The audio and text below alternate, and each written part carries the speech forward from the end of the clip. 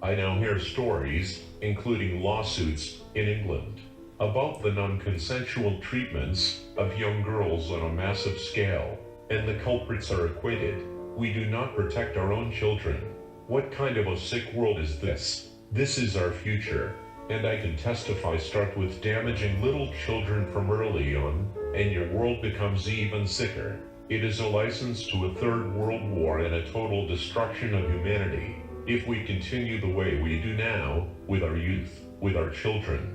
And then they say that I am a liar, a fantasist. Look around, wake up. You don't need me. You don't need me. Not at all. I might be so far, finally in my life, after all these therapies and processing, that I stand up for the children, because I care for them very much. For 2 years they got me completely worn out. Back then I have had it with my dad. Then, through the Child Protection Board, I was placed in a sheltered home to protect me. Then I got so-called loving caregivers for 2 years. For 2 years long, abused. Then you cry out for your daddy and your mommy, while you actually come out of hell, but rather hell than this. Yes, I know what is going on in this sick world. I have lived through it myself. Tell me I am a liar. Go and look in the mirror. Who is lying here? You. It is you. You don't want to see the world as it is. I promise to control my emotions today, to keep it nicely monotonous, as it should be, but I can't. I am who I am. I am so committed to life. That is my mission. That became my mission, my life task. Good management of all life. That is my mission. For the children. And I needed the trigger. That is why we are here. I have nothing to do with all those people. I can understand them. But I will ask, please, look inside yourself. Why does it trigger you when you see me and hear me? And with all I have to say to you, what is going on within yourself? What is being touched? Why do you come in defense? Why are you in denial? Why do you need it from your mind to burn me down? Because we are talking about that now, a small part considered it necessary. The mass does not, but a small part thinks it is necessary. What is this in yourself that you need to do this? Take a look at it. Be honest with yourself. What is your agenda? Do you really want humanity to live in duality forever? Or do you want us to gather together? Because that is possible. I am already working on it. It is getting bigger and bigger. It is like a virus they cannot destroy. It is a virus of unconditional love. That is what we are spreading, in which you do not have to prove who you are, but just being you. I am who I am. I can show you my passport, so you can watch it. You even can go to special services to check out if it is false. But hello, I am just here and I stand. No, you cannot find much about my whole first life. Actually, neither about my second life. I am not the type of guy being active on the internet just like the whole herd. Most people are careful with their privacy, but in the meantime I see them sharing literally everything on the internet. The level I played on, and where I come from. If you would like to investigate those circles, you actually will not find anything. We do not exist on the internet. Finally, for fun, because I was busy with a manifestation and it was needed to be found on the internet. Together with my partner, we established in 2008 the family line. And the funny part was, the thought behind it was, if you are going to become one family, like little companies, entrepreneurs, individuals, you unite in one family, then you can organize a manifestation like I used to do in the social society with each other, from, for and through each other. If you became a member of the family line, that was our thought, then you got the opportunity to add the adoptive name, line, behind your own name. So I became a member, and with me many more, because you were able to find them on the internet. They'll have the opportunity, if they like, for example like with me, Ronald Bernard, so that became Ronald B. Bly. So that is why I created an account with a pseudonym for the social media, like Facebook and LinkedIn. To have an account, to be able to host the manifestations of importance, like the new organizations. because without a private account, you are not allowed to do this. So I was, except for a very small and lost article from another project, not to be found on the internet. My wife is also not to be found on the internet, and there are many in my circles not to be found on the internet, because we do not feel the need to share our privacy and our whole private life on the internet. That is a right, so there is not much about us to find. On the other hand, that is the funny part when you see the masses on the internet.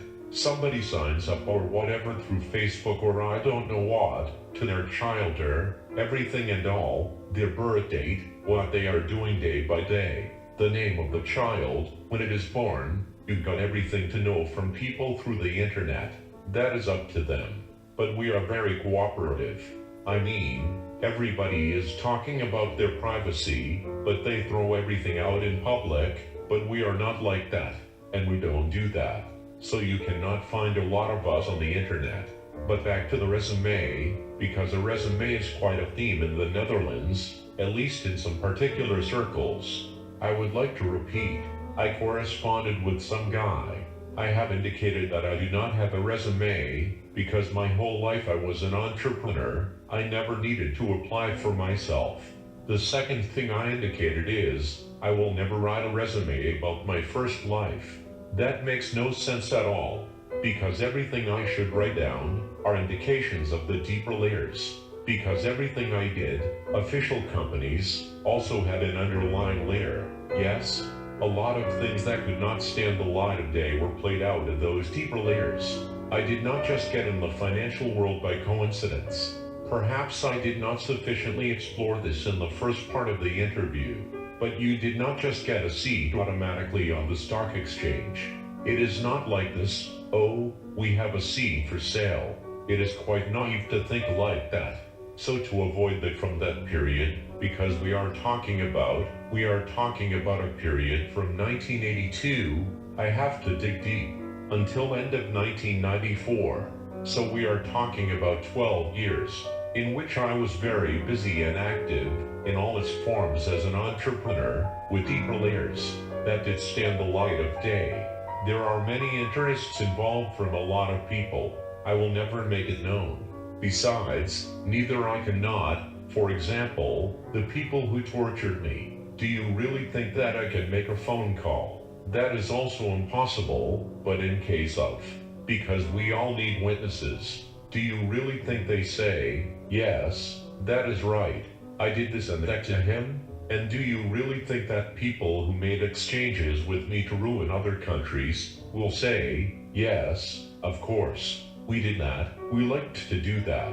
There is nobody in my circles who has the feeling, or the need, if they are still alive anyway, to testify about that. I can tell you something else. When I crashed down, revived to life again, the crying mother. After that I came in several private clinics for more than a year, to recover. They had to deal with a professional oath, the oath of secrecy. Finally, as they saw my internal injuries, just everything what was wrong, they began to wonder what had happened. Then, yes, it still is a difficult part. You have to experience it yourself to know. It is a bit the same as living in Syria nowadays and half your family is shot to pieces. You are suffering seriously. It takes a long time to process trauma, but it is not real, right? Those people are bastards. But okay, I think those are really bastards. But I know. The consolation is that all strikes back. Everything strikes back, because I have no remorse. I think it is just bastards' behavior, and I can understand that very well. They must listen inwardly, because there is a lot to heal. But when it comes to recovery, the doctors asked me what had happened to me. Then I told them the truth, just like I do now. Do you know what they did? They called out for all kinds of specialists, psychiatrists, psychologists. Everybody had to look into my mind, because this cannot be true. You are describing a movie, The Fantasist. Yes. Then finally, because they made a lot of diagnoses, I actually found it humorous. I thought, gosh, all of them are smart and intelligent scholars, professors, all of which make diagnoses, while I am speaking the truth, but no one believes me. Then I gave permission for a few loved ones from my most inner circle, trust relationships. I gave permission to interview them. A few weeks later, I still remember the white coats with their files entering the room, dazed. "We are sorry, Ronald. We cannot help you. Your trauma is so serious, we cannot do that." At last someone believed me. People do not know the world where I come from. Most do not. In relation to the Matrix, everyone lives in. It is a bit like in that movie. There were also not so many who lived outside, but they lived in reality. Yes, sorry, I cannot expose to everything. I do not only consider myself. Children are very important to me, because I also received comments like, "Yes, you should have gone to the government. You should know how I have gone through a great deal with the government. The government does not serve us at all." And what was I supposed to say? They invited me? For what? Where is the evidence? Who would believe me at once while others do not believe me? It is rather serious, because the things I am talking about are from long ago. But if I see what is going on, well, I do not want to say on a daily basis, but still very often is in the news. What is going on with little children? It is not all about offer rituals, or child abuse, donor trade, organ trafficking. It is about so much more. It has to do with so much more. 17,000 children are only dying of hunger and thirst every day. Are we all made out of concrete? What is wrong with this world? I am very concerned from the heart. That is my inner drive. And that is what is going to happen. Because I notice, and that is the beautiful part, that more and more people are standing up. And they understand more and more. We are the change.